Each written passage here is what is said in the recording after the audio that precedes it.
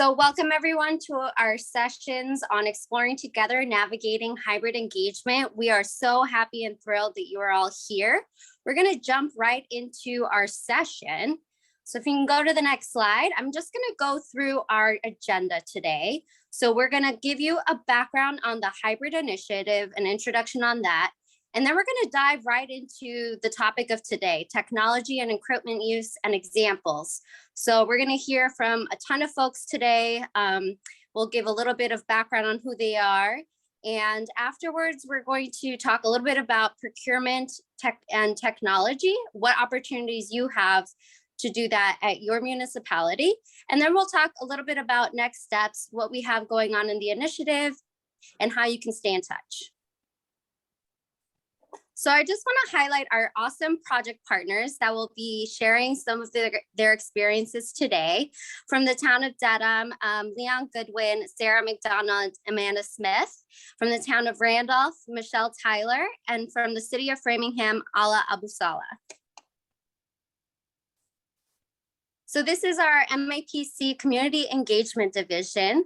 Our team has been hard at work with exploring hybrid engagement, and we provide technical assistance to cities and towns on different engagement opportunities, including hybrid, interpretation translation, meeting design, and training. So excited to connect with you all today.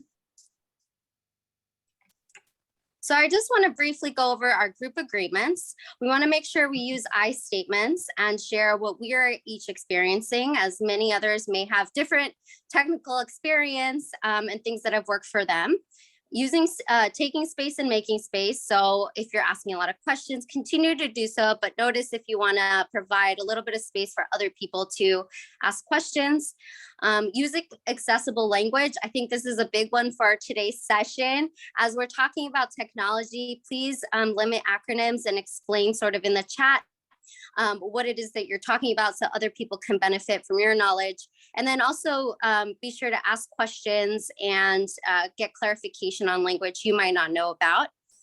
Definitely push past our comfort zone as we're all learning about technology and integrating that into hybrid opportunities, really pushing into new areas of work is really exciting.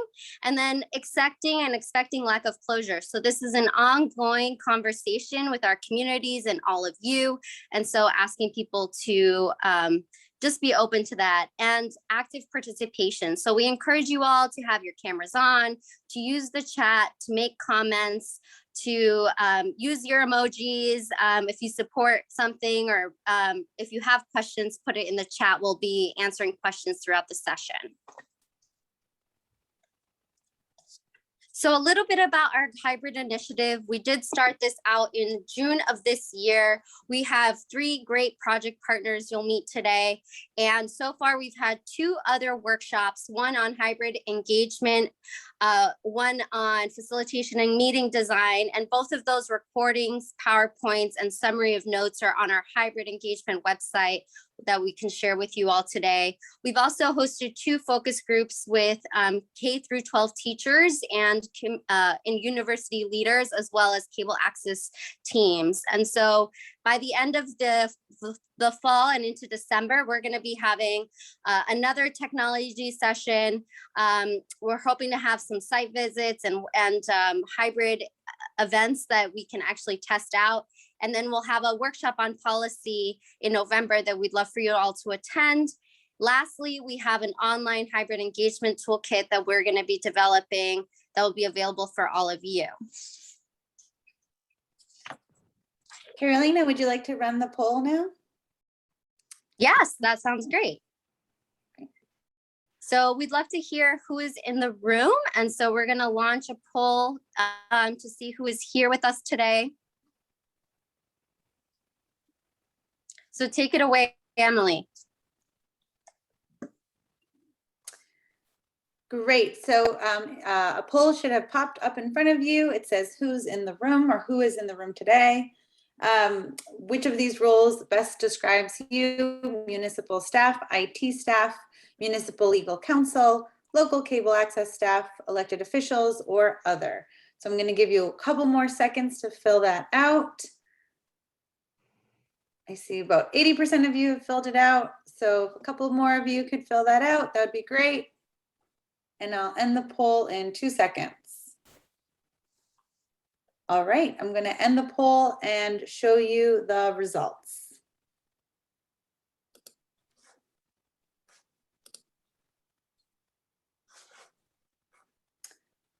All right, it looks like most of the people in the room are municipal staff or other. And then we have a smaller group of local cable access staff, IT, and then a few elected officials or a couple elected officials. Thank you so much. Thanks so much, Emily. And if you or other would just love to hear how you identify, feel free to put that in the chat. Excited to hear where people are coming from in your roles. So if you can go to the next slide. So today, we're going to be looking at the intersection of in-person and virtual and engagement, and really focusing on the synchronous engagement, which is the live engagement that's happening simultaneously in person and virtual. So excited to explore that together. Next slide. So I just wanted to highlight one of the resources that we're going to be putting together as a toolkit for you all. It's a technology software database that is going to be posted in our hybrid website. They'll give you some ideas and exploration on feedback we've gotten from individuals through this process around what technology tools and software people use. So stay on the lookout for that. And then I just wanted to briefly introduce our speakers today. So Ryan Boyd is the Executive Director of the Wakefield Community Access TV. Ryan's primary responsibilities are the day-to-day operation of the studio, human resources, finances, and working directly with the community to help create and provide meaningful video content to the town of Wakefield. Ryan graduated from Elon University with a degree in communications and has worked in Los Angeles, Washington, DC, and Boston.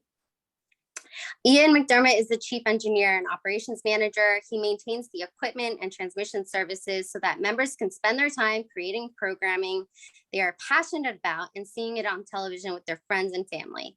Thanks both for sharing your experiences with us. Lastly, I just wanted to share sort of some framing that we like to think about before engaging in hybrid technology tools and use. So this is a framework we like to use at our community engagement division that outlines the purpose, stakeholders, resources, communications, and finally landing on an approach to commit to hybrid engagement. So before sort of deciding on that this is the right answer for you, that hybrid engagement is the right answer for you, really want you all to think about those questions. So I'm going to hand it over to Ian and Ryan to take it away. Thank you so much, Carolyn. I appreciate it. First thing I want to say, hello, everybody. But I want to put it out there. I don't think my video's on. My apologies. There we go. Don't be too intimidated by hybrid meetings. You don't have to swing for the fences. Start simple. You can always add on as people get more comfortable with the technology that you're using. So we can go to the next slide. That would be great. So a little brief overview of our timeline to getting to hybrid. We had a bit of a head start from most other folks. In September of 2019, the town approached us asking us about remote call-in options for folks who maybe couldn't make it to a meeting, and they were trying to figure out how could they make sure their counselors and audience members are able to communicate during these meetings. So when March 2020 hit and COVID hit the world, we were already in the beginning stages of trying to figure out how we get this done, and everything pretty immediately went remote for all of these meetings, which was left us trying to figure out how to get these into our transmission system and allow us to continue to broadcast live. And so July of 2020 was when the school committee approached us. They were the first in our town to ask us about a hybrid meeting. And to their credit, it was one of those situations where The school was doing a hybrid model, and they felt, you know what, the students have to go through this. We want to show them that we can do this too. So we worked with them to figure out, what we needed to do to get that done. And we started with minimal equipment during those months. And then, by December of 2020, we had taken all the information we had gotten, all sort of what worked, what didn't work for us, and put together a completely new studio system. And the system allowed us to supply a completely hybrid solution to the committees that we were covering in town. Next slide, please. So the stakeholders in our municipality, these are the people that we need to work with to make this happen in a successful way. Number one being the town manager. Be sure that you know what is expected of the town manager expects of you, but also make sure that they understand what is possible and what isn't possible to do. Committee chair, so your school committee chair, your town council chair, finance committee, all those folks. Work with the chairs to ensure that they understand how hybrid meetings are going to work, and they can relay your message to the rest of their committee. If they have any questions, they can come back to you and let you know. The town councilor, that's really to understand what's required by law to ensure that open meeting laws are being followed and met, and we don't want to have any violations of that, obviously, if possible. The scheduler, who is responsible in your town for scheduling board and committee meetings? This should be your first point of contact when preparing for your hybrid meeting. Any materials, for us at least, like PowerPoints, come through that scheduler, that facilitator. And then the town IT department. This one's really important because you need to work closely with the town IT to ensure that internet speeds are where they need to be, that internet connections are where they need to be, and to make sure that this stuff's not going to work if your internet's not working the right way and you don't have the right things in place. So next slide, please. And then the public's part. You need to inform the public of what to expect. Getting the public participating correctly will make these meetings so much easier. The key is making sure that their part is as easy as possible. To this end, using meeting software that many people are familiar with, like Zoom, is a good one to use. It can be, obviously there's a cost involved with Zoom. And in some cases, they don't have features that other programs might have, but each town will figure out what works best for them. But using what people are confident in, or at least that's easy enough for folks to learn if they're not familiar with it, is really important as well. And then the director and project manager. So the director, every meeting has to have a point person. Someone that's in charge of operating behind the scenes to ensure that the meeting runs as smoothly as possible. For us, this person oversees the following things: pre-production, to make sure all elements of the meeting are given to the proper people. Make sure all participants are identified and appropriate links are passed out to all those who need them. Zoom and online setup. Crowd control. Crowd control in Zoom is important. Ensuring that guests are let into the meeting. If someone speaks out of turn, then the point person is the one that takes charge to determine what happens to them. Usually we send a message to them, look, here's what you have to do, please don't interrupt. And if it continues, then that point person is also the one that determines, okay, this person has to go, and they kick them out of the meeting. And this is so that, the folks that are in the meeting aren't being disrupted. They shouldn't be the ones that have to deal with this. So, having that point person is really important for it. The actual production, it's responsible for timing and keeping things going as the meeting progresses. Post-production part of it. Does this meeting need to be edited? Not really edited, but, small things here and there to help clean it up a little bit. And for the upload services and for folks to rewatch it. And then the distribution, if your meeting needs to be distributed afterwards, like on YouTube or a broadcast television system, or if it's going live when the meeting's happening, where is that happening to? Again, that point person is the one that it helps figure all that out and get it to where it needs to be. So for our meetings, WCAT handles the creation of all on-screen graphics, including lower third names, dates, agendas, intros, outros. We also gather all meeting elements beforehand, like PowerPoints or videos or pictures that are going to be shown. If a PowerPoint is being shared, we're the ones that share it. So folks send it to us, and then we share our screen and put it up there, because the presenter really should be able to present, focus on their presentation, not the sort of the technical aspects of what's happening. We treat these hybrid meetings the same way that we treat any other production that we do. We have our crew in place to ensure smooth production and work behind the scenes to fix any technological issues or meeting management issues that arise. And believe me, they do. So it's really important to have folks in place that know what they're doing or that can solve the issue, so that the board members don't have to worry about that sort of thing. And I can't stress enough the importance of open communication that's needed to make these meetings successful, at least for us. WCAT is responsible for creating the Zoom meetings for the town, for town council and school committee at the very least.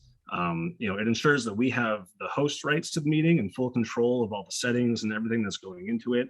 Also, the power to mute people if we need to, kick them out if we need to, but also, we broadcast these on Facebook and on our broadcast system at the same time. So it's just really important to make sure that we have the control over those things so that it can be a successful show. So we work closely with our town administrator, his staff, as well as committee chairs, to ensure that we know everything that's going to be expected for that particular meeting. We understand that while hybrid meetings can be invaluable during these times, it's not always a super simple thing. Things do go wrong, and it happens. But depending on size, location, topic, audience, all these things included in the meeting, they all play a role in how it's going to be run. So next slide, please. So the meetings that are done by WCAT basically fall into a couple different categories. Online, actually, give me just a moment if you can. Sorry. So yeah, all these things here, I think I might have just covered. So if we can go to the next slide, I apologize. Yeah, okay, here's where I am. Thank you. So we cover a few different things at WCAT. Online town committee meetings. So that's, it's purely Zoom, and that's sort of self-explanatory, I guess, when it comes to that sort of thing. But live town council and school committee meetings. So that's where we take things in our studio. So that is, we have counselors in studio, school committee members in studio. If someone's not feeling well, then they're at home on Zoom, and it's being incorporated into our system, as well as audience members and residents of the town come in through Zoom and view it that way. And then we cover public forums with a public Q&A, which is pretty much like what's happening right now. If there's an issue in town that's being discussed, a new school needs to be built or something of the sort, we'll do a hybrid meeting that way where we have folks in studio, we have folks on Zoom, and then there's a Q&A for residents in town to ask their questions, and we handle it that way. And then I think that might be it for me. So if you can go to the next slide, well, I guess we can, here's some more examples, I suppose. So town meeting we cover as well.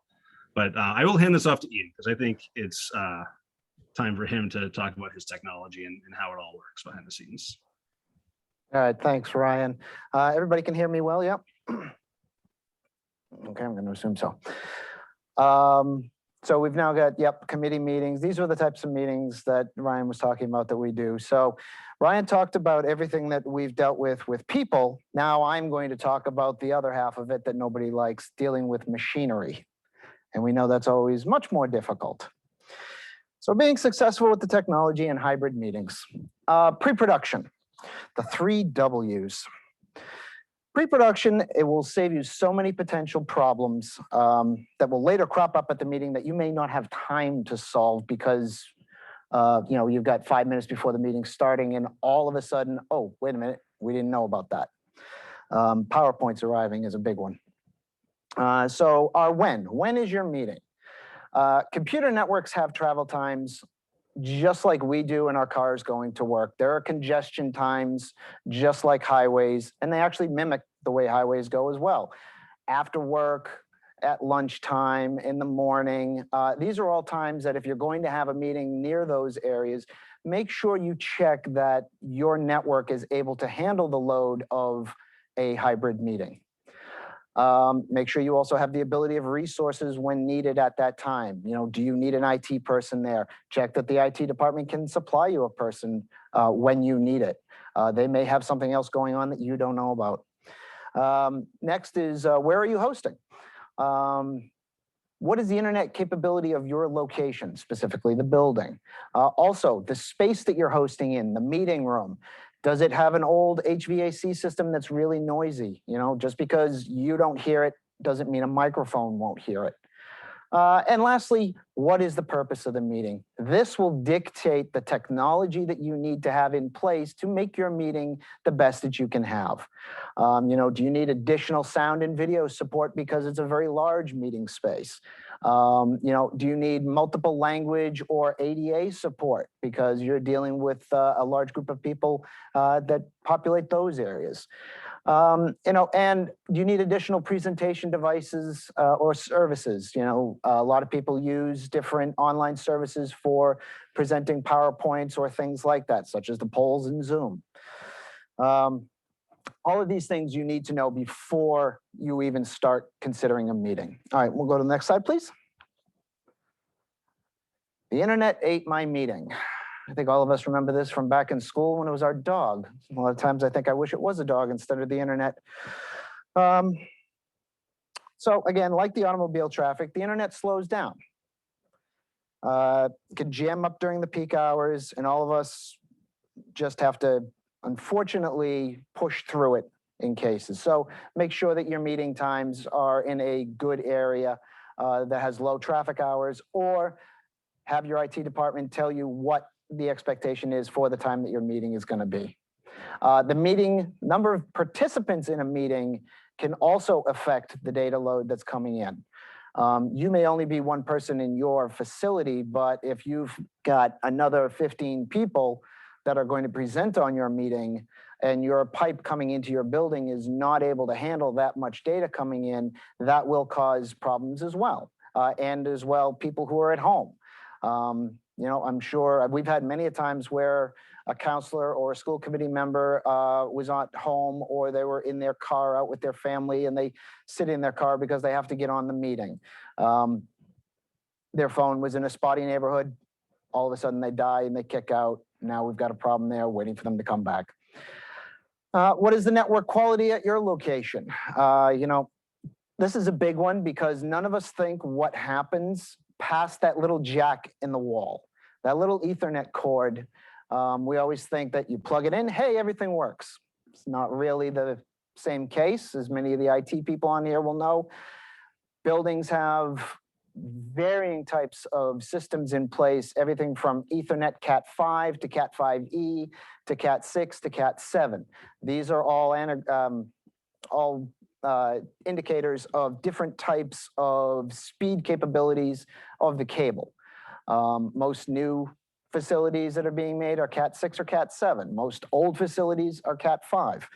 The difference in your speed is the original ones are 10 megabits per second. 5E is 100 megabits per second. And then you have gigabit and 10 gigabit and 6 and 7. There's a far cry between that 10 megabits and that 10 gigabits of speed capability. Then you have firewalls. Firewalls are always something that is constantly a fight with office workers and the IT department. They're there for a very good reason, to keep unwanted people out of your networks. They will cause humongous damage. Flip side of that is some specialized programs need to have access through those firewalls. If one of yours does, you need to make sure you talk to your IT department and that they know what your needs are so they can have that in place beforehand. That's not something that can necessarily happen in 5 minutes. And then lastly, local disturbances. We were doing a production at one point where we didn't know it, but the high school that we are attached to was having some work done on their telecommunications system. There was an outage. Thankfully, the outage was before our meeting, but there was an outage where we lost our internet connection.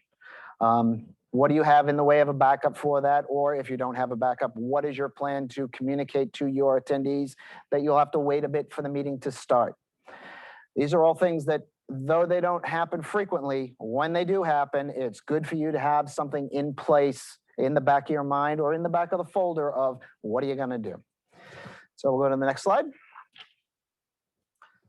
And our favorite person who always likes to join a meeting, Murphy.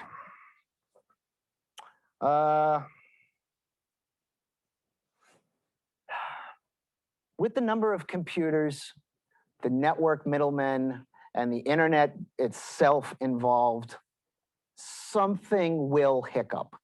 It's inevitable. You can't always stop it. Really, the best thing to do is to roll with it and to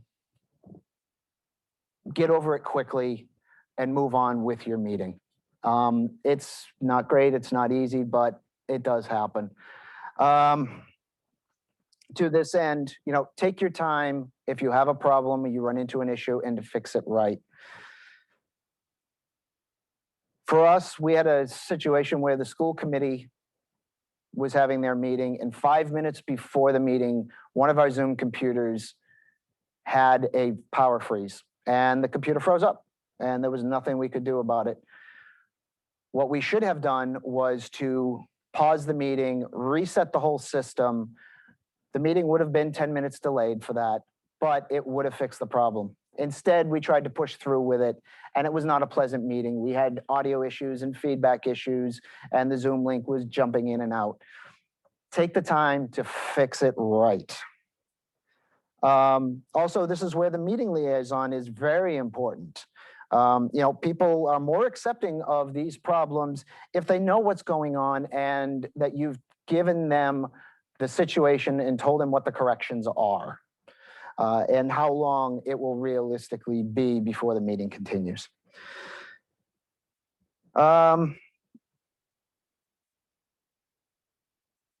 People are more expecting, as I say, people are more accepting of issues. After 2 years of being on an online meeting, if there's a hiccup, nobody really worries about it. An ounce of prevention, a pound of panic. We all know what this drill is. If there's anything in your meeting setup that you're going to do or change, do a meeting test before your meeting. Don't change out a computer and then immediately run your meeting because something will eventually not be set correctly. Take an hour or two in the earlier part of the week. Make sure your system is ready to go and nothing is amiss with software and hardware. We also know the heartache of your laptop doing a Microsoft update 5 minutes before you're supposed to be on a meeting. Make sure it's up to date beforehand so that that doesn't happen. Next, roles. We all know that nothing gets done without people doing the roles of those jobs that are needed for your event. Having the proper people on your production will assure you a successful meeting and hybrid event. You can't give this type of a job to a person who has no previous experience or skills and expect them to be perfect the first time out.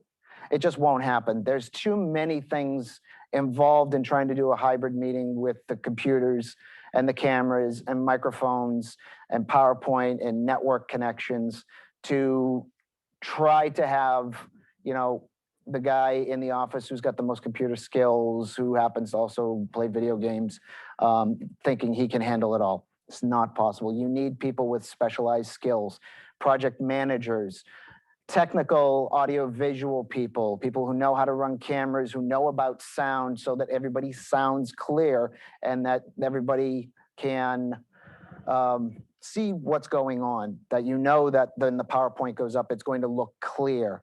Also, your technical IT people, they will make sure that your stream goes out and doesn't get crunched. And then, of course, the most important part, which was in a previous seminar to this from MAPC, was the in-person facilitator in conjunction with the virtual facilitator. They are those ones that are going to keep that communication going with the people on your meeting so that everybody's informed and everybody feels comfortable. Skills and training matter. Get your people training in whatever equipment you're going to be using, or get somebody that you can call when you need a person in there that can handle something that may be out of the ordinary. Okay, next slide, please. Now, the right stuff. Equipment choices. This is like trying to figure out that perfect present for your significant other at Christmas. There's too many choices. Computers. First off, don't skimp on the processing power or the type of computer. We all know budgets are budgets and people want things done as cheaply as possible. But skimping on this stuff is only going to cause you problems later on down the line. A good idea when you're trying to figure out what kind of equipment, gaming computers. They have the raw horsepower to handle these types of things. They are usually the first things I look for when I'm putting a system together, if I'm looking for budget computers. Otherwise, I have them built specifically for doing hybrid media and video. Software. You have different things like vMix, OBS, which is a free video software. Some people may know it. Most of your IT people know it. TriCaster is a specialized video mixing system that we use here in the studio that will create and allow us to distribute streams in many, many different areas all at once. Very complicated, but gives us very, very large amount of freedom to move and do what we need. AV gear. So first thing to know about AV gear, it's not all the same. You may go through and you may look for a camera and you'll see one that's a Chinese camera off of Amazon. It may work fine. It may stop working in a month. You may find one that's $6,000. Which might be great, but it may be missing one key feature because it's meant to be in a system with other gear to be used.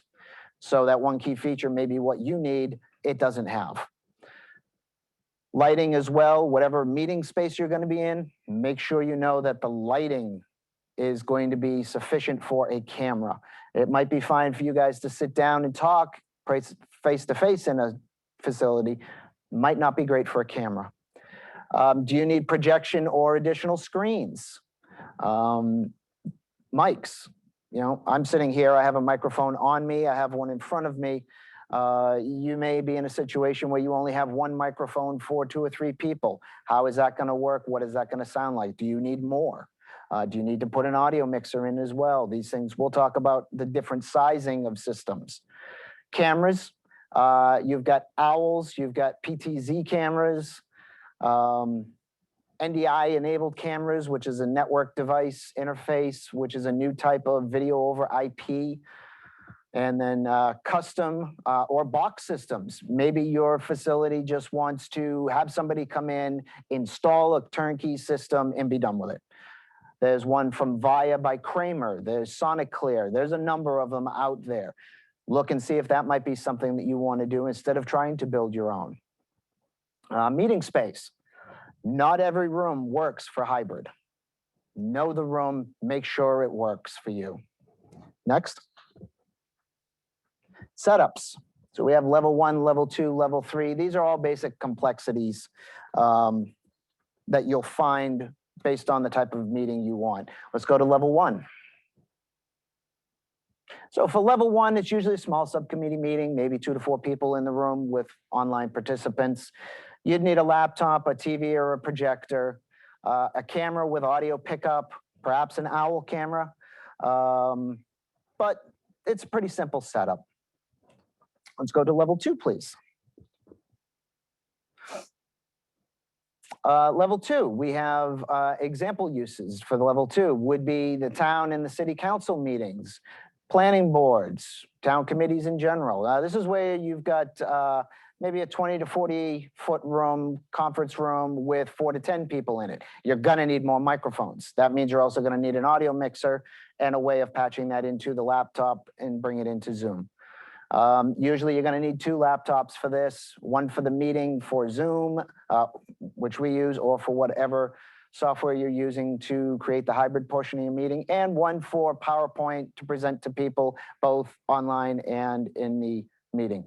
Probably need multiple TVs, maybe a projector and a projector screen, multiple cameras. You will need some software for video mixing, potentially, if you have multiple cameras. Again, something like an OBS or a vMix. Those are cheaper options for video software. And again, separate audio and sound reinforcement, maybe. If you've got a lot of people separated, you might need an extra speaker so everybody in the room can hear the people online. And we'll go to level 3. All right, nobody had panic about this. It may look like a giant spaghetti mess, but it really does make sense. So for us, this is our town meeting, maybe a National Grid project discussion meeting, school forum discussion, large meetings with 10+ people on the panel and maybe an audience of 20 to 40 people, concerned citizens, what have you. So for us, we end up with 3 cameras. You may end up with 4 or 5. You need a dedicated video mixer. You'll need a dedicated audio mixer, multiple audio microphones, projectors, and all the rest of this. This looks daunting, but if you get the right people in to do this, all the parts will mesh together. With that, let's go to our next slide. Thanks so much, Ian. And I'm sure there's a lot of questions in the chat. So we're going to dive into some examples, and we're going to have Amanda share her example in Dedham about using the OWL. Awesome. Thank you so much. So I think our experiences, this comes perfect timing following Ian and what they just shared with us, which is all amazing information. So here in Dedham, we started using a hybrid meeting model actually end of May 2021, and we were excited to try and find creative solutions to this new experience that we're all living through. So we had started with purchasing 2 OWL Pro cameras, and we started working with our select board. So in the photos here, one of them is from the select board table looking out. There's 2 cameras and the full audience. On the 2 walls are large wall-mounted TVs. So the OWL cameras themselves, one hooked up to a computer where we had one staff member running the Zoom, and the other was Bluetooth connected to the camera, so they played well with each other. The OWL cameras will automatically follow the voice and motion, which was very helpful. So it meant the staff member could focus on running the Zoom engagement aspect and any presentation materials, and the camera really acted as a support staff to that person. The bottom right picture is a snapshot of what the screen looked like for people attending that Zoom session. So it gave a full panoramic of who was in the room. And at the time, it was very few people, plus can't really make it out, but our IT director was sitting in there as well. And we had our select board at the table. Our local cable access has attended some of these meetings in person and as a virtual participant, so they broadcast from both. Yeah, so just provide a couple views of the cameras. And I have one more slide. Yep, so our experiences to date, and I think Ian summed it up perfectly. We had to be willing to take a chance and be creative. So while things didn't go 100% perfectly, we were able to get a lot of great feedback from our community, and then also work through some of these natural obstacles that we all face. So one big thing that we saw as a benefit was that these OWLs were pretty cost effective. Each was about $1,000, and we purchased very basic tripods to go with them. The OWLs themselves will rest flat on a table. A couple points down, I say that another benefit is they're portable to other meeting rooms. One thing that we've done is we've taken a single camera to a smaller meeting room. This select board room is just one of multiple we have here at Town Hall. They're lightweight, they're easy to connect to other technology, so HDMI cable to a TV. standard hookup to a laptop or a computer. And while I say there was no necessary training involved with the camera itself, we did provide Zoom training for our staff, but the cameras themselves are that they are very user-friendly. Not to say they don't have a little learning curve, but they work with you. So they'll follow the speaker, they'll follow the motion, and they'll really try and capture it on one screen. So with all that said, the OWL cameras, while not perfect for these larger meeting rooms, it did enable us to act fast and provide a hybrid meeting option right away. Things we've learned along the way include acoustics, like Ian was saying, the size meeting room, and that these really have worked well for our smaller committees in other settings. We're looking at other options using what we've learned here and what we've heard from our residents and our constituents about the use of these owls and their experience to see what other options are available for us in this specific meeting space. But all in all, I would say it was a win. It was a great learning experience. We got creative with it. They do make owl sounds when you turn them on, so don't be scared if you have them. But they're a great tool. So we've had a lot of fun using them, but we're looking definitely to expand our technology. Great. Thank you so much, Amanda. It's great to hear what you're doing in Dedham. So now we're going to have Michelle Tyler share from the town of Randolph on her experience with hybrid meeting technology. Thank you, Carolina. In Randolph, most of the meetings are still conducted remotely, but we do have a number of regulatory boards and commissions who manage some type of hybrid process. We do have 3 meeting rooms set up, 2 with the same type of technology and 1 with an alternate technology.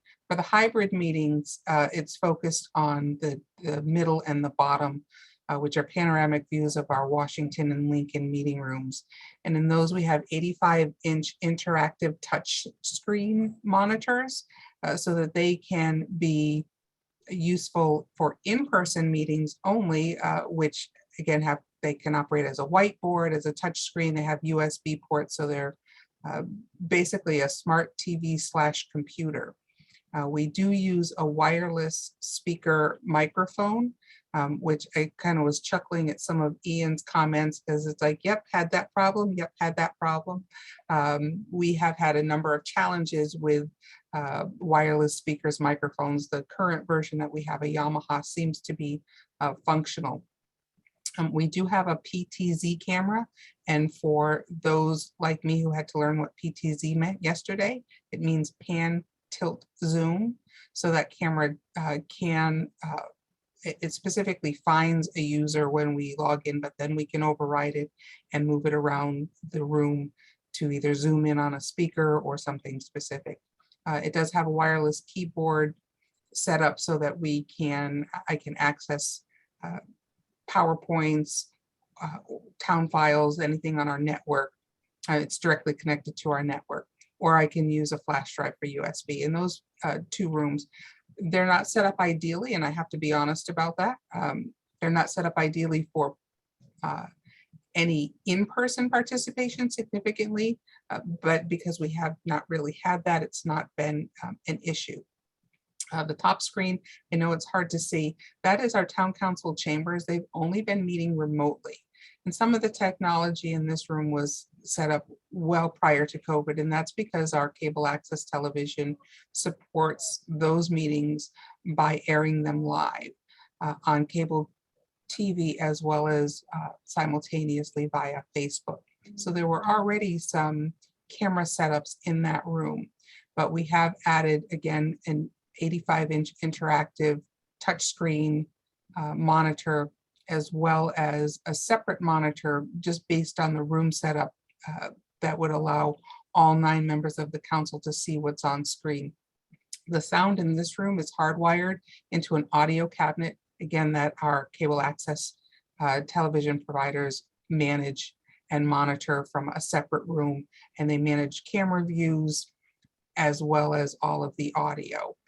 And that is what we have in Randolph. It was a little on the pricey side, but we did find the use of CARES Act funding to support that installation, again, because of our hybrid meetings. Our regulatory boards and committees, with the exception of town council, are using these meeting rooms and functions. I'm just seeing a note in the chat, which I will address right now.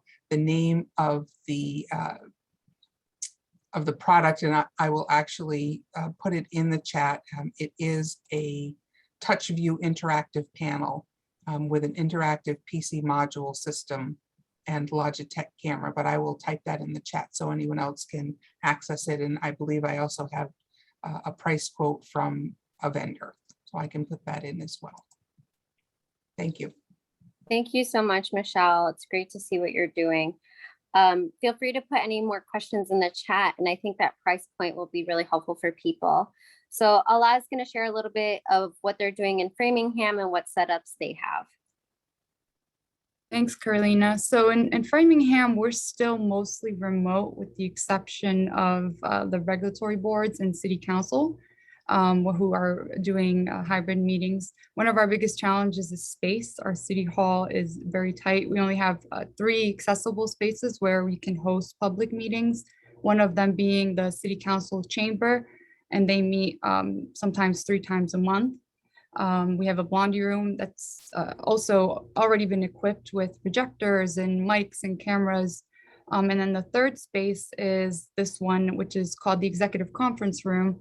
And we recently equipped that one. We have, aside from city council, we have 37 boards and commissions who meet approximately once a month. Some of the boards are staffed, but not all of them. So we have to make sure that our chairs and board members are equipped to manage these kinds of meetings.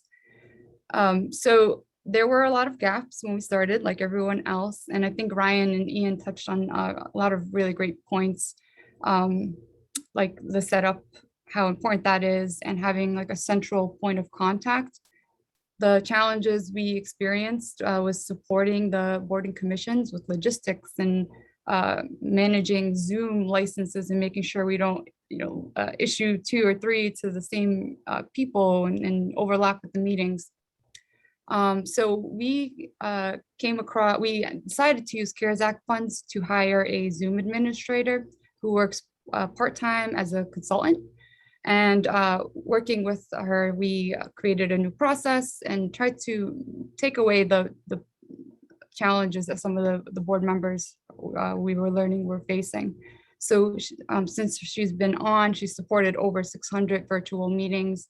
And a lot of it has to do with coordinating with tech services, with the government channel, with boards and commissions, and making sure everything is as easy as possible for our volunteers. I don't have the exact cost of the technology, but it is on the way, and I will make sure to send it to Carolina so you guys have it, along with if you're interested in the Zoom administrator's job description too, for reference. But the executive conference room, I actually got to play with this yesterday for the first time, but the camera was amazing. What it did was like focus on, it would zoom in to show you the entire room, but then it would also like focus on a specific speaker. It was very interactive, and there was nobody behind the scenes. It was just using like facial recognition. But yeah, I'll definitely send Carolina that information for you guys. Thank you so much, Ella. And I see some questions in the chat, so we're going to address those in a little bit. So actually, we're going to go right into a walking tour of the Wakefield studio so we can spotlight Ian, and he's going to show us around. So thanks so much, Ian. Not a problem at all, Carolina. So we're here in our central studio. We were able to, years ago, convince our town council and our school committee to use our studio instead of a place that they had in their town hall for the meetings. Made it much easier for us to do live events. And we've now had even more of the town committees start to use it as well. In fact, we actually started this morning at 7 o'clock this morning with town meetings, and we're going all the way through until about 11 o'clock tonight. So as you can see, we have it set up with multiple tables that are all laid out. Each person has their own spot. Each person has their own microphone. We have a Ptz camera in the center here, which you can see. This is that pan tilt zoom camera that was talked about just a minute ago. It's a great little camera. It can be remotely controlled by our operator in our studio. You can also see yourselves right there on our 55-inch TV. This is what is used for Zoom for everybody that is standing or sitting here so that they can see and interact with the people online. We also have audio support so that everybody can hear everybody clearly. There's no question of, well, what did that person just say? They can hear everybody very clearly there. Let's go over to camera 1, please. So you'll now see there's Amy. She's monitoring our camera there to keep me in the picture. I try to do the best I can to get out of the picture, but she's really good at her job.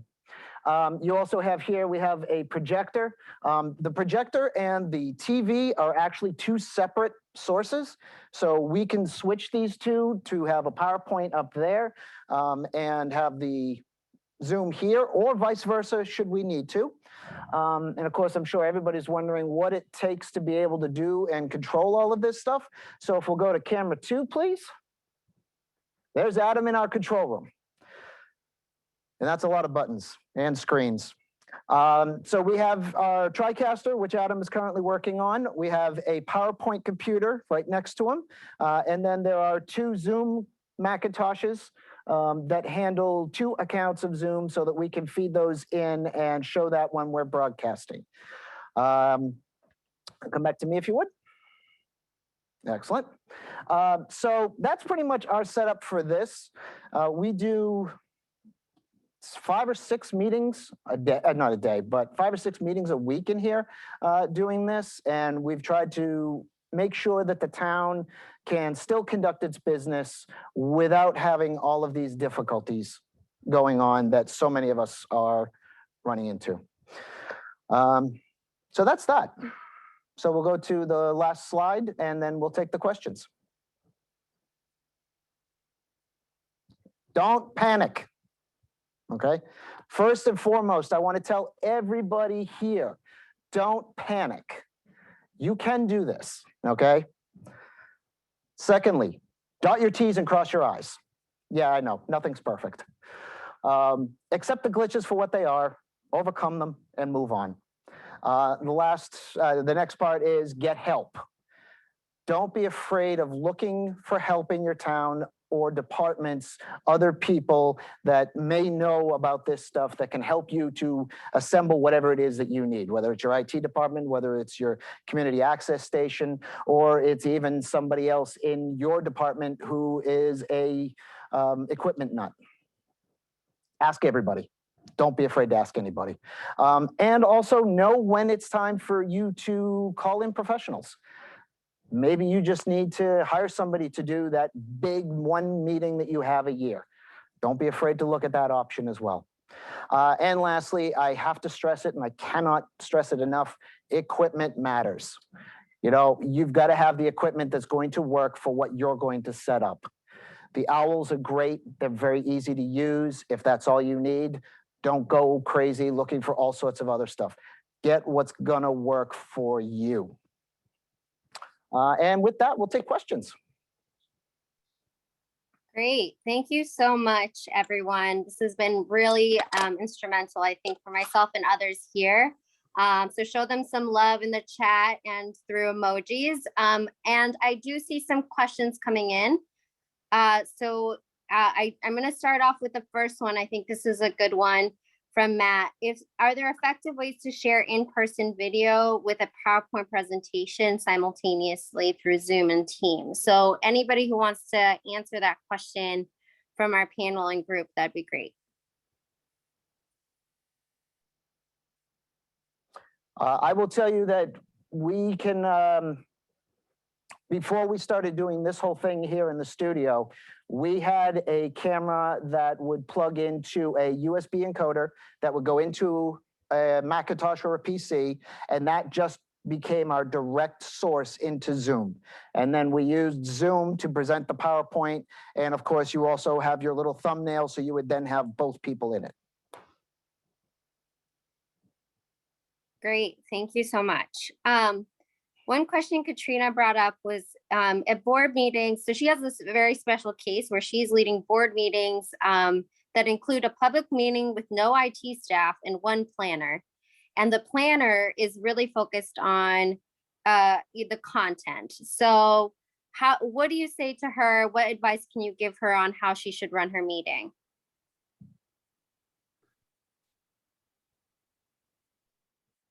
You want me to jump in? Take it away, Michelle. Thanks. So Katrina, that's what I do twice a month. And I will go to Ian's final slide, which is dot your T's and cross your I's and don't panic, because every single meeting there's something that happens, whether it's technology or a user that ends up with some type of problem that we wing it and figure out how to make it work.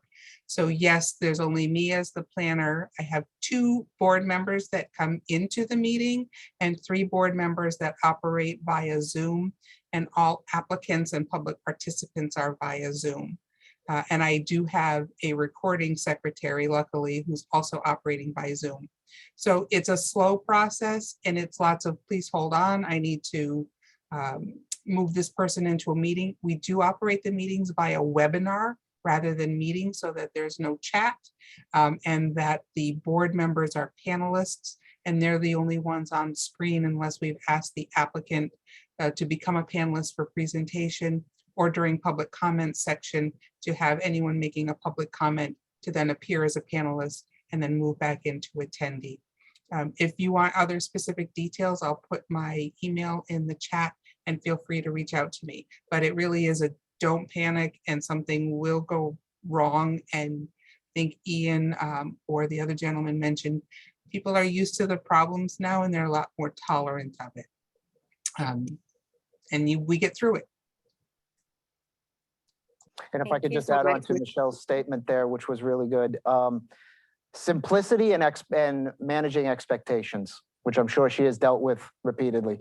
Sometimes you have to say to them, no, I can't do this. If you're the only one in it, they want something crazy, you just got to say to them, I'm sorry, we're not going to be able to do that. They'll get over it. Great. Thanks so much, all. There's a question here on tips on what would make a room work or not work for a hybrid meeting. Could you talk a little bit about like the room situation and what that looks like? Sure. So really the biggest thing when it comes to whether a room is going to work or not work is 2 things. 1, the sun, and 2, the air conditioning. Our studio here, of course, has an air conditioning that's designed to have very, very low noise emissions. Some places don't. Best thing I could do to tell you to know whether your room is going to be good or not for this is either a camera or your phone. Record some of the sound in the room beforehand, and then play it back and listen to it. And if all you can hear is the air conditioner running and the handlers moving air, that may not be the best room for you. Again, also with the sun, if you've got a room that's a great place to be sitting in because it's got a panorama of your entire city through glass windows, not necessarily the greatest place to have a meeting during the day, because the cameras and the sun will fight each other. The sun will send sunlight into the camera, which will cause the camera to close its iris, and you won't see anything, or everybody will be dark shadows. Might be cool for a movie, not so great for a community meeting. Thank you. Any other thoughts or ideas from Amanda or Ala on this?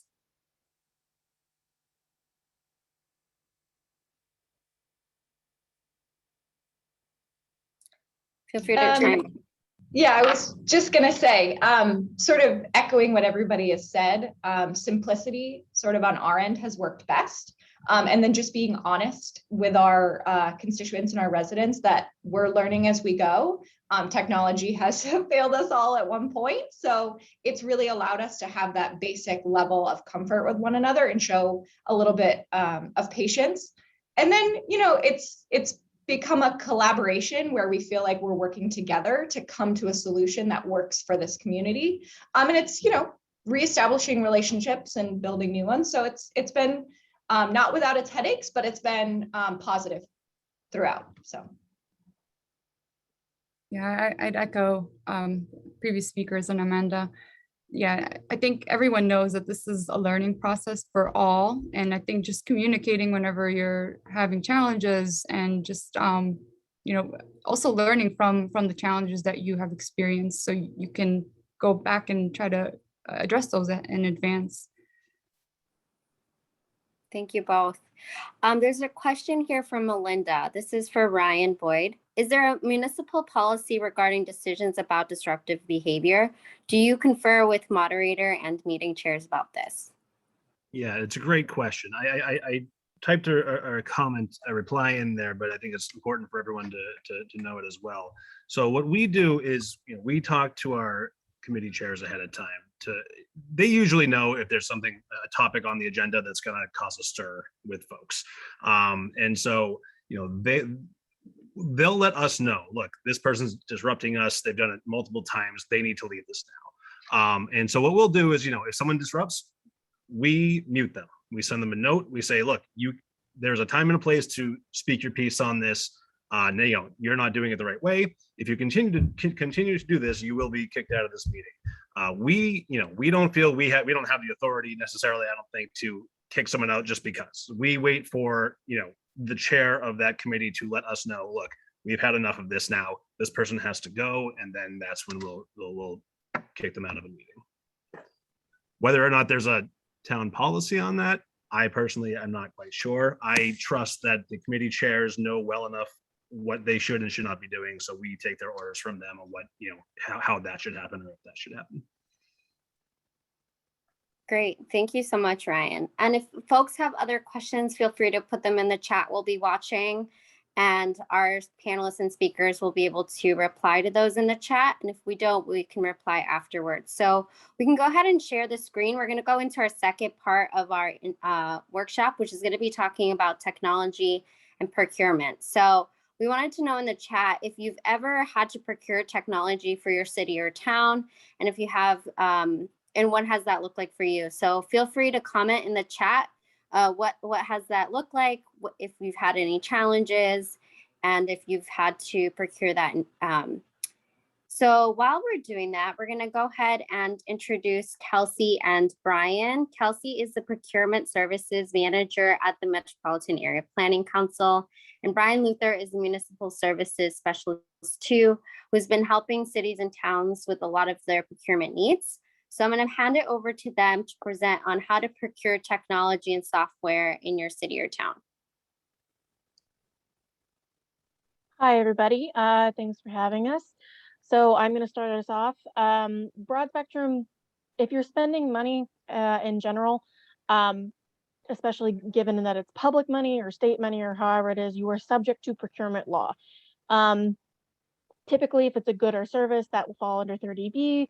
I just quoted the first section of it. It is obviously illegal. It's a legal document, so there's several, you know, pages and pages and pages of information. But basically, if you are buying something or procuring a service, you must follow and be in compliance with that law. Typically, towns, city and towns, I don't know how familiar any of you are with procurement processes or with the procurement staff you may have in your town, but I would suggest, as we've been talking about, you know, actually getting these possibly very expensive pieces of equipment, collaborating with those individuals within your town that already have the training or already are knowledgeable of how to navigate this, and maybe collaborating with them as you build, you know, your project moving forward, no matter what the scale may be, if you're starting small or if you're going for an entire studio. That might be something that you collaborate with them. I would locate them, you know, introduce yourself, make sure you have some kind of connection there. Very, very basic portion of the law is typically around thresholds involving spending. And for the purposes of this technology, a hybrid engagement, a lot of the stuff that you're going to be looking into will fall within the first two categories of under $10,000 or between 10 or over 10 and over and under $50,000. Anything under 10, is best practices. You've done your research, you think it's a good deal, you've shown that you've made some effort to check the pricing, the validity of the purchase, it's a good purchase, that sort of thing, and then documenting that, and then going ahead with a purchase. There's no advertisement involved, there's no additional information, it's just straight up buying, which for the most part is what you're going to be running into. Over $10,000, but under 50, that's a quote solicitation. You must solicit at least 3. You don't have to get 3 back, but you must interact with people, or at least attempt to get 3 different quotes depending on what you are purchasing. Now, over 50, there's typically 2 options. Again, this is more like you're going whole hog. It's something very expensive. The $50,000 range, you're typically working with an IFB, that's an invitation for a bid, or an RFP, which is a request for a proposal. IFB is low bid. As long as you have the requirements, you can set out, you know, I want a vendor who can do this, has provided this, kind of a background, and meets that. And then after they have all of that, the low bid gets it. RFP involves a more advanced process involving an evaluation committee, evaluation criteria that you ask vendors to provide. And that can be on a scale of, you know, is acceptable, meets, you know, highly advantageous, or is unacceptable, however you would like to lay those out. And then a committee will come together to evaluate each individual bid based on how well they responded to that option, as well as how well they didn't. And then you get into, you know, information of price. Now with an RFP, it doesn't have to be low bid. If somebody, you know, went above and beyond regarding your evaluation criteria, you can go with the person that's a little bit more expensive because they, you know, went above and beyond with what you really wanted to see from them. But that's the key difference between the 2 of them. And this is very basic. So again, I would advocate for you contacting your local procurement officers for a more detailed explanation. We could go to the next one. In terms of options for how you proceed, state contracts are a ready and available opportunity for any municipal entity. They exist. The Operational Service Division through the state runs procurements on their own. They have multi-vendor award. They're already there. The vast majority of all of the product and information, all of it has already been priced. And then they get updated on a semi-annual basis, depending on the contract. The 2 that I'm pointing out here, ITC, information technology hardware, and ITS, information technology software, seem to be, based on my research, 2 of the key categories that you can look up. Each of those contains 5 to 10 additional specific contracts beneath them that deal with anything from, obviously, hardware. You're looking at cables, you're looking at possibly camera equipment, definitely computers, and vendors who have all of that information, who have already been approved, who've already gone through the process. And then software, you're running on more depends situation, like what you're looking for. I believe some of them have like bundle packages that deal with, you know, they'll run the Zoom, they'll do this, they'll do that. It's all dependent on what you need, but those are ready and available. You can research them at any time. Each of the individual contracts will come with a contact person from the state that you can collaborate with, and it will give you a step-by-step guide how to utilize them. Some of it might have some requirements regarding advertising or something similar to that, but for the most part, they're by far the most simple in terms of like soliciting a piece of product that, you know, has some measure of expense. Typically it's the over 10 range, but all of those are publicly available at any time to utilize. And then Brian, are you taking the individual or am I continuing? I could take it from there. Cool. So thank you, Kelsey. So yeah, all the things that she's had to say, thank you for delving into the wildly exciting world of municipal procurement. So yeah, everything that we've heard before, you want to keep that in mind when you craft your individual contracts and purchases. You want to estimate your project budget. You really want to know what you're looking for and your budget. That'll help you, you know, figure out the way in which you need to go down the procurement path, whether that be the various ways in which Kelsey has provided. and following those threshold options. And again, this is a complex field, so make sure if you have a resource in your procurement, if you have a procurement office, some of the larger towns do, we definitely recommend that you contact your procurement office. If we can go to the quick slide, next slide. So there also are other available options. You know, here at MAPC, we definitely want to highlight the efficiencies of regional collaboration. Conducting a joint procurement where communities of similar needs can go through, navigate the procurement process together is highly advantageous. It saves administrative time since these processes do take a lot of time. You can often leverage better pricing by buying in bulk. So if you buy 2 switchboards, you know, you might save more than just buying one. And you know, if you have a network, so talk to your neighbors, see what their needs are. Municipalities, we all grapple with very similar issues, and this is no different. So just talking to your neighbors about their needs and potentially, you know, going about this solution collaboratively can save a lot of time and money and resources. How MAPC can help you? We're available to help you to connect to various resources that we have available to us, whether that be just assisting with the complex web, which are state contracts. We're pretty well versed in where things are and how to access them. We also often do a lot of procurement ourselves, so we have plenty of examples and templates that help you make sure that all your bases are covered, and you know, having a place to start can often be a real benefit. And we also have done collaborative purchases. We can and lead and help collaborate on a joint procurement. So whether that be multiple vendors on a certain contracts, and navigating the space in which understanding the industry, helping you write specs. We do have a joint procurement program which has a lot of municipal products and things that municipalities use quite often. And if there is enough of an interest in certain programs or products, we can often help assist the towns through that process as well. So next slide real quick. So just some brief, quick takeaways.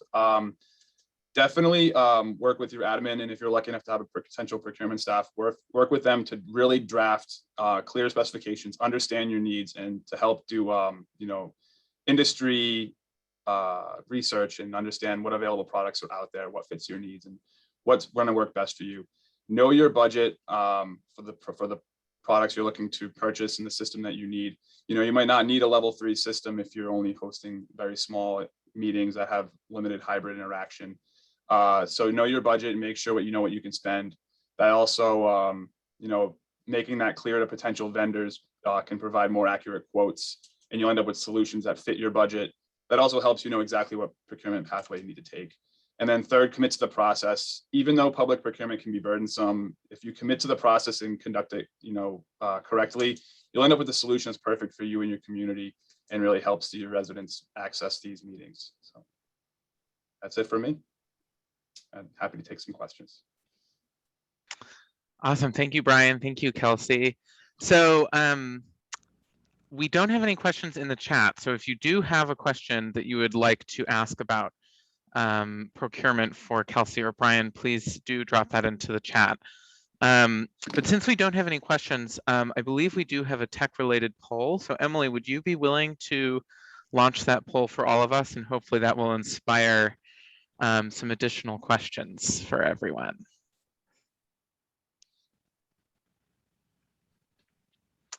So I think in just a second, we should be having a poll come up.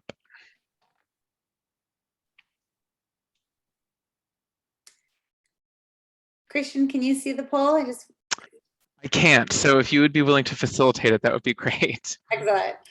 So everyone should be able to see on their screen what kind of technology have you explored? We really just wanted to get a sense. Is it more microphones, cameras, screens, for example, television or otherwise, sound system or other? And if it is other, we would love to hear what that is in the chat. So I'll give people 2 more seconds to fill out the poll here. It looks like about 40% or 50% of you have filled it out. So I'll give you 2 more seconds to finish the poll. And again, if the poll is not working for you, if you're on your phone or another device, we would like to know if you've been exploring microphones, cameras, screens of some kind, sound system, or if there's other kind of technology that you've really been trying to explore. So I'm going to end the poll right now so you can see the results. So it does look like cameras have been the #1 item that people have been really looking at, followed by microphones, screen, sound system, and otherwise. Thank you. Great, thanks, Emily. So I don't see any questions in the chat, but I am wondering, well, I guess Roberta mentioned that she answered other, and we've worked with CCS New England to put together a total Zoom room package. So that sounds like an interesting opportunity to explore. Brian and Kelsey, I am wondering, in addition to what you talked about in your presentations, what is the sort of like, if people leave this session today with one takeaway about procuring new technology like this, what is it? What is the one thing you hope people leave with? I could take that one to start. I would just Yeah, sure. definitely focus and make sure you know exactly what you do need. So again, understanding what products you're interested in, how they would go about helping, or even if you don't have the knowledge to put this together yourself, and understanding that you might need a consultant. Understanding exactly what you need, drafting very clear specifications, and then also understanding what you can spend. Knowing what you need and what you can spend are really the first two main questions when you're trying to figure out how to go about purchasing and going from not having a need and then fulfilling that need. So that's what I would recommend. Great. Yeah, to Kelsey. mostly iterate. Yeah. Research is your friend. Doing the basic research of kind of having a plan of what you want to do, and then finding multiple avenues to go get it, because prices change, can fluctuate online, deals happen, things like that. So doing your research and knowing where your key contacts are for those products will save you time, energy, and stress headaches, which procurement is fun like that. Occasionally happens. And I think both of what you just mentioned really connects with what our panelists were talking about earlier about just knowing your setup, knowing all the things that you need. So all of that work will help you later when you're trying to procure stuff. So it looks like we do have a question from Michelle. Can you discuss combis for state procurement? Oh, combis, the best system in the world, if you note my sarcasm. Combis is pretty much the main avenue for those state contracts. Each of the contracts, once you get into the more detailed sections of them, will link individually to things, POs that are housed on combis that will give the full spectrum of what each vendor is offering. They can be very annoying to use in the broad spectrum of things, but I would advocate getting an account at the base level. And then once you're into that, each individual vendor will provide typically an Excel sheet with all of the products that's involved there that they're offering. It can be a variety of different things, but they will go into detail. Everything should be priced out for the most part. Services are a little more wonky and more like, this is kind of a base package, we will negotiate. This is this thing that we will negotiate in utilizing that. Combis is not built for users. It really isn't, and it can be very frustrating. The Combis help desk, I have found in a weird turn of events, are very responsive and are very good at helping people navigate that. So I would recommend calling them if you can find the number. Typically, if you just Google Combis help desk phone number, I've never had an issue in waiting on somebody to respond to me. And they are usually very helpful in navigating certain sections of that and then how to operate within the PO system. The individual contracts that Combis or the OSD produces will give you step-by-step instructions for the most part, and will assist you in doing that, and gives its own individual person to contact for that procurement. If you email them, you're typically going to get a PDF flyer that will give you instructions as well, which may be more useful. It's something that you can, have on hand as you move through the process. if that answered the question. It's mostly just me saying Combis is complicated and that you should ask for help to a problem. Thanks, Kelsey. So we have one, we're almost at the end of our time today. We do have one more question, and I think it sort of harkens back to our conversation earlier, and that is a question about whether any of our panelists have used the Zoom room technology, and if you have, how well you liked it. And I guess I would also encourage anyone from the audience to chime in the chat if you've used the Zoom room technology and you liked it. I get the impression from our panelists that I don't think any of us have actually used Zoom rooms. I know that some teachers that I know have used Zoom rooms. So I'm going to move us onwards, but if you, and I see Roberta is saying that Zoom rooms work great. The benefit is ease of use. That's really great to hear. If you have any other insights, please feel free to share those in the chat. So I want to take a quick pulse check. It was a lot of information that we went over today from a lot of really amazing experts in our region. So I would love if folks could share in the chat on a scale of 1 to 5, with 1 being that they still need more information and 5 being that they're ready to go. How are you feeling about technology and Zoom? Wow, I see a 5. What a great way to start. 4, I see some 4s, 3s, 5s, 4s. That's awesome.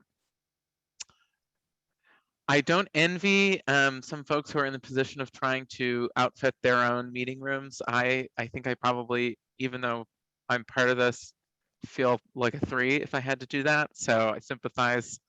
It feels pretty complicated, but I'm seeing some good ranges of 3s, 4s, and 5s. So that's really good to hear. All right. So before we sign out today, I do want to share a couple of links with you in the chat. So Emily has shared our hybrid meetings survey. This is an ongoing survey that we are using to collect data from folks in the region about their hybrid meetings. You can also visit our website, which Emily has also shared in the chat. The project website for this will have the recordings from this presentation, but also our 2 previous presentations. You'll be able to sign up for updates about the next hybrid workshop, which is happening on Wednesday, November 17th. That will be focusing on policy. And you can, Emily has pasted the registration link there, but you can also access that link on the project website.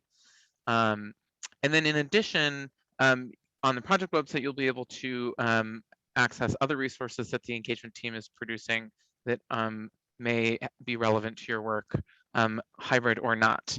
But that project website is where you would go to download the presentations, view any of the other sessions that you might have missed, and register for upcoming events. Carolina, is there anything left that you would like for us to circle back on or close up on before we adjourn for the day? No, I just want to say thank you all for taking the time to focus on the technology needs of your work and for being willing and open to this discussion. And thanks to all of our guests and panelists today. We hope you reach out to any of us, all of us, with your questions. We're here to support you all. So I hope this was helpful and enjoy the rest of your afternoon. Thank you, everybody. Have a great Wednesday. Thank you all.